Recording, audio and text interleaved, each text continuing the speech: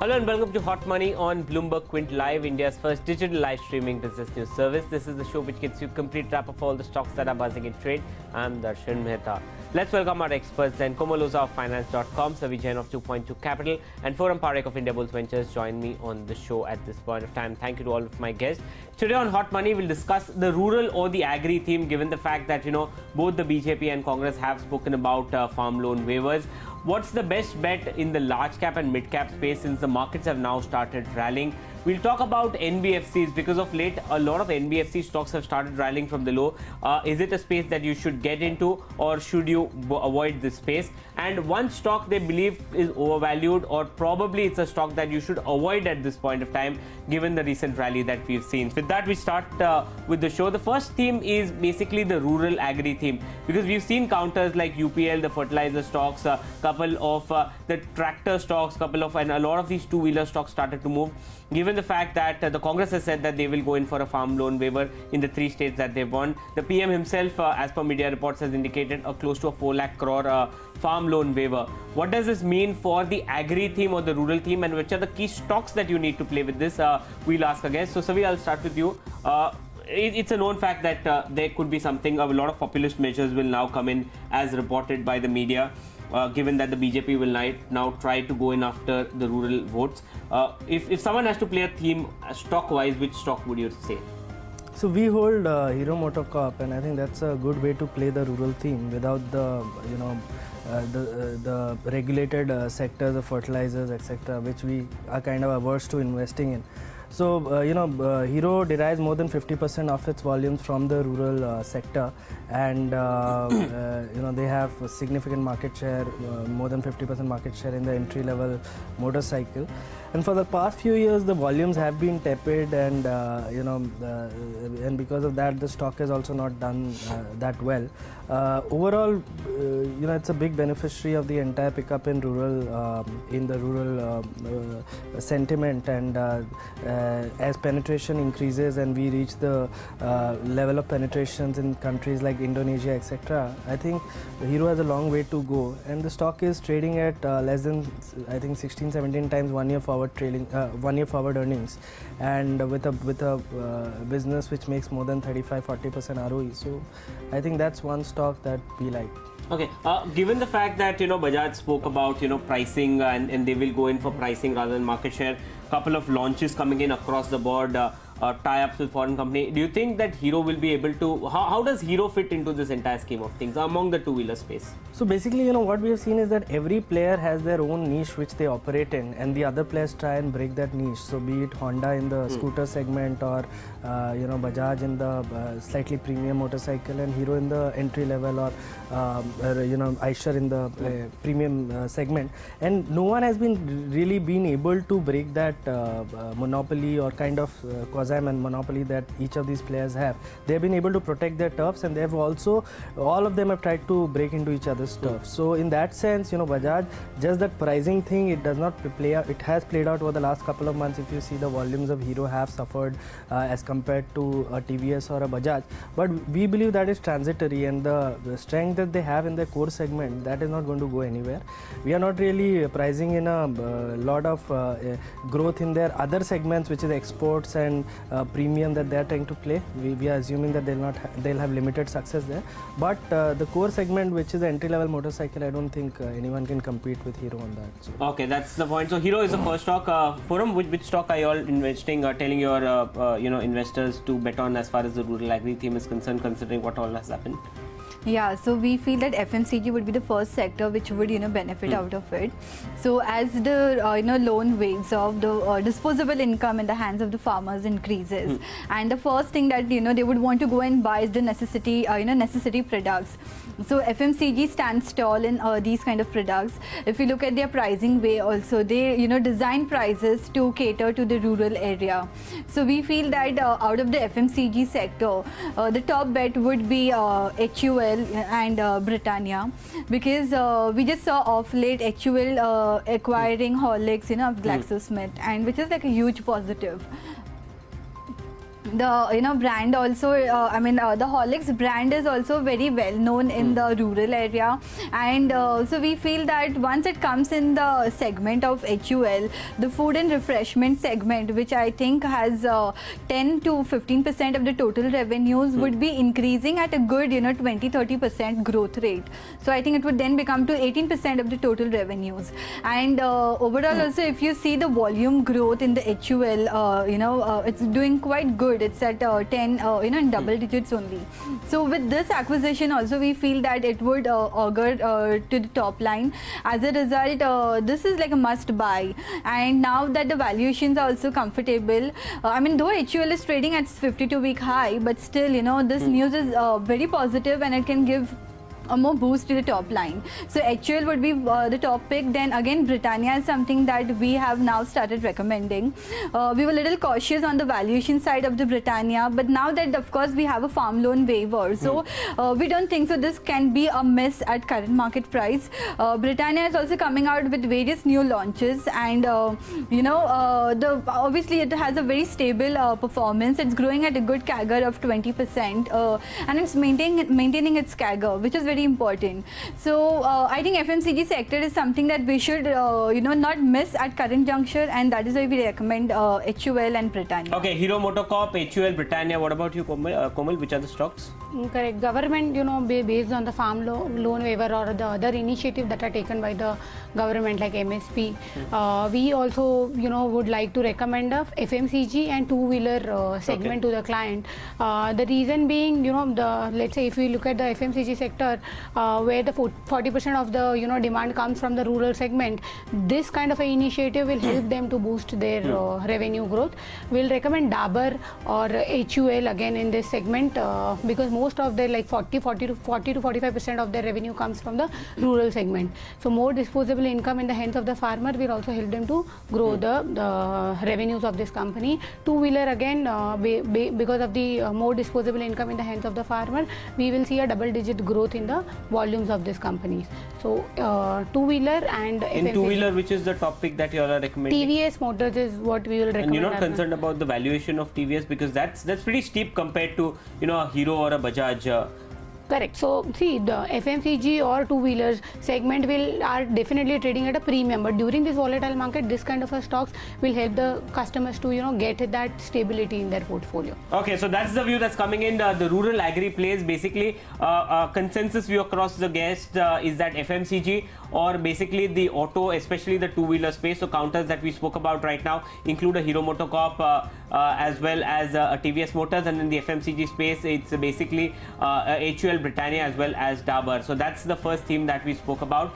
Again, markets are moving now, and people want ideas. What are good stocks that you want to recommend? So we've kept it open, a large cap or a mid cap stock that our clients, our guests are recommending their clients to invest in. So Foram, I'll start with you. Which is the stock that among the large cap or mid cap that you're telling your clients now is the time you should start investing? Yeah, so we feel that Maruti from the large cap space, is something that you should buy at current market price. Market has given such attractive, good healthy correction, and all the large caps are trading at very attractive valuations. So we thought that first we should skew towards large cap, then mid caps. And amongst the large cap, we feel that Maruti at current market price is a very good buy. Of course, it has a higher base, and that is why volume growth would get impacted. But then if we look at the passenger vehicle segment, it still remains a market leader in the passenger vehicle. The market share is growing, but not at a high rate. It's growing marginally, but more than 55% of the market share is from the passenger vehicle lies with Maruti. So we feel that Maruti, now the fact that it's corrected from some 9,000, 10,000 levels currently, so this is like a good buy. And of course we have inflation numbers. We just saw yesterday the inflation numbers, and IIP is good. Inflation is cooling down. We are expecting a rate cut, if not in the next bi-monthly policy, maybe the later. So once rate cut starts happening on the cards, we will again see pickup in the automobile sector. And again, Maruti is something that we should not miss. So a lot of positive factors are there: rural income growth, rate cuts, and good introduction of new vehicles also. I mean, we have just seen that they have launched couple of two SUVs also, and they have also come out with a press release saying that even the CNG cars are doing quite good.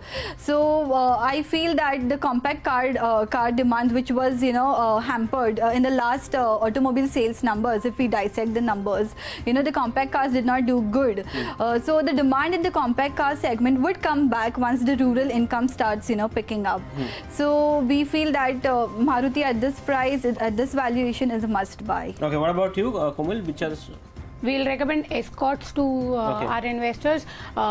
It has seen a significant growth in last 5 years. If you see their efforts like entering into south and west region or improving their network of distribution, new innovative products and newer technology, this all has helped them to grow at the rate of the profit growth has increased at the rate of 38% in last 5 years.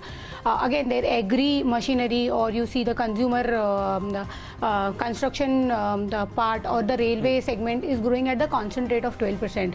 So this gives them an advantage, and we see that the tractor the segment, especially the tractor segment, will grow at a faster rate, and they will increase the market share in coming few years. During the festive season also we have seen a very good demand in the tractor segment. So we will recommend Escorts to our clients. Is it a better pick than M&M? Yes, because as I explained, they are trying to enter the new market. Again, the new venture that they have done, this all gives a positive for the clients. Okay, and what about you, Savi? Which stock, mid cap, large cap that you are recommending to your clients now? So we have been we have had DCB Bank in our portfolio for a very long period of time, and the stock has not it's been range bound and not done anything for the last 1 year or 2 years. But this is a company we are very bullish on. We've been tracking the company for many years. So the new management which came in 2009, they have done a remarkable job in terms of first getting rid of the legacy unsecured businesses, writing off the losses, and then and after that getting into the path of profitability, and after that getting into an aggressive expansion plan which involved doubling the branch count in the last 3 years.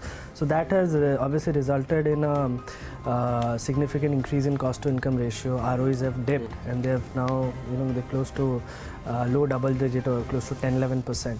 But that expansion program ended a couple of quarters back, and we see the cost to income declining significantly over the next few quarters, and ROEs inching towards 14-15% in the next couple of years. So that we believe will lead to some kind of re-rating in the stock. It is currently trading at 1.6 times trailing price to book, which is, we believe, in our view, very attractive.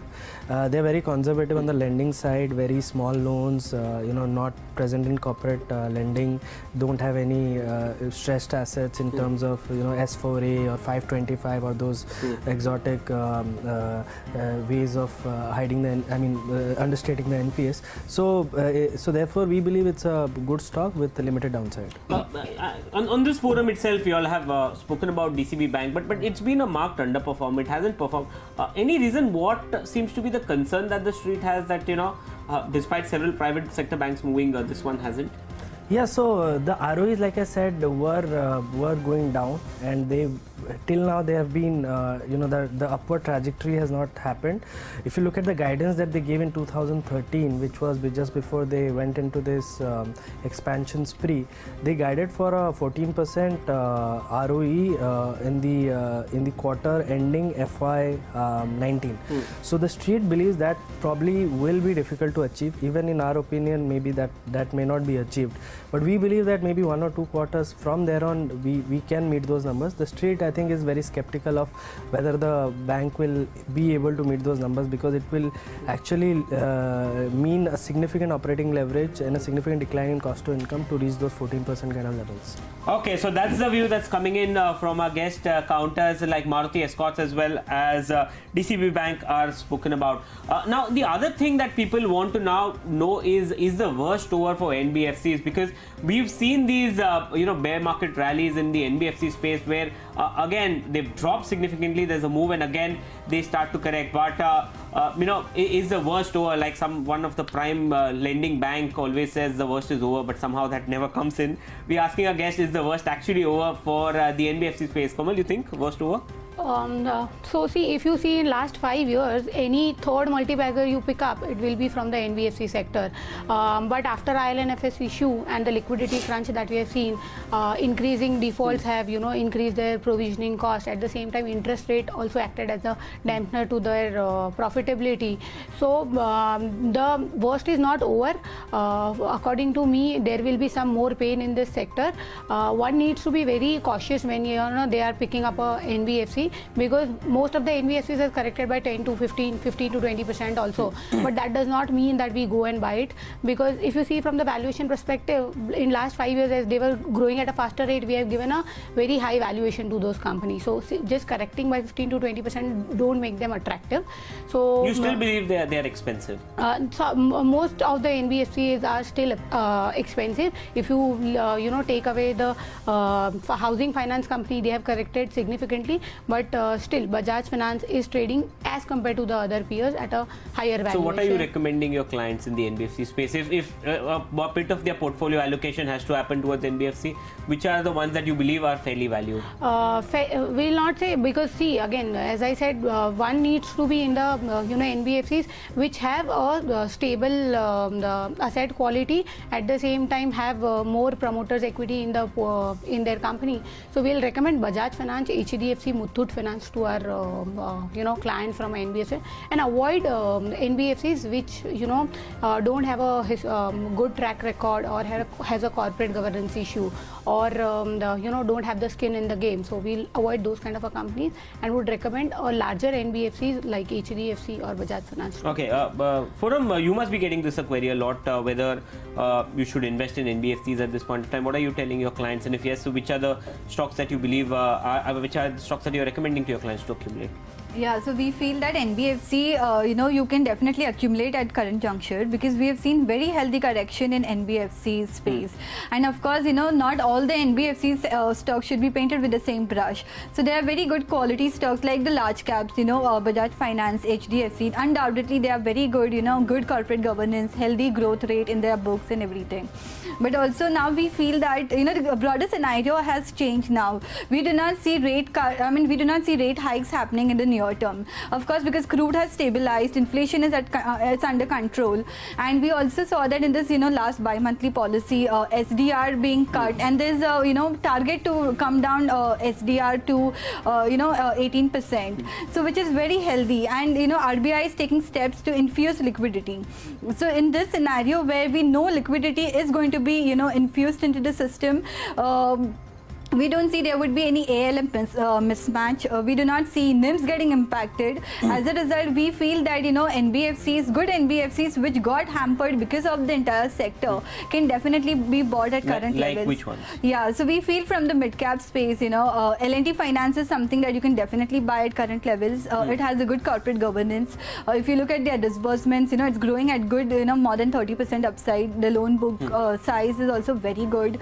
The CEO, the CMDs, Mr. Dinanath Dubashi's view was there to give return on equity to the shareholders of 18%, and he is very much walking the talk. Every quarter on quarter we see ROEs increasing. Its NPAs have come down drastically from whatever that 4% NNPAs to now some 2%, and it's going to come down also. The management has taken conscious steps to cut down on their loss-making businesses and infuse capital in the segment which is getting more traction from the rural side.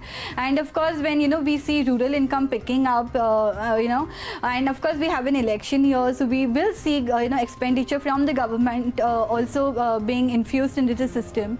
So all these things augurs very well for the NBFC space also. So we feel that whatever overhang was there from the macro side, seems to be easing out, and with valuations being justified at current levels, we feel L&T Finance is a must buy. Okay, L&T Finance, you had counters like Bajaj Finance and HDFC that's been spoken about. Savi, I think you all were rather bullish on the gold loan space. You all still believe, and overall, what's your view on the NBFC space? Are you all seeing the rally continue, or are you concerned now? Yeah, so we, when at the peak of the rally, we came out with our quarterly investor update where we basically talked about, how you cannot paint the entire NBFC sector with the same brush. And we have seen far worse liquidity crisis in 2013 during that currency crisis and in 2008. And the NBFCs came out stronger and within just a few months or a couple of quarters. So this was a far lesser crisis and I think the market overreacted. But we do see some pain in some pockets of NBFC. So we are avoiding spaces like commercial lending NBFCs like say, the likes of IIFL, Edelweiss, Piramal, these people who lend to real estate developers because the end market is in pain. One, there is demand issue and there is obviously also a asset quality issue. So that is something that we've, on top of that there was a significant ALM mismatch because these guys were borrowing from short-term markets and lending for very long-term projects.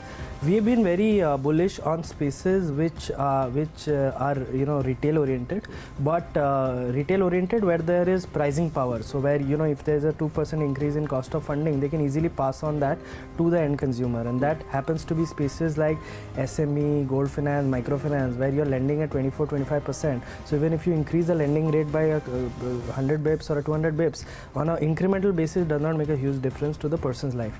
In contrast, if you look at something like a housing finance, when you have even a 100% increase in your cost of borrowing, and when you pass that on to a customer who is borrowing for 15-20 years at a cost which is say 11% or 10% as compared to what was 9% earlier or 10% earlier, there will be some kind of a postponement in the consumption of the loan. They'll probably not take that loan, and that is what we are seeing in the housing finance space. So I would avoid, we would avoid these spaces like commercial lending NBFCs and housing finance NBFCs. Barring that, we like these spaces that I talked about. We still like them. The prices are still very attractive. All of them are still trading at around less than 2 times price to book or slightly more than two times price to book. So yeah.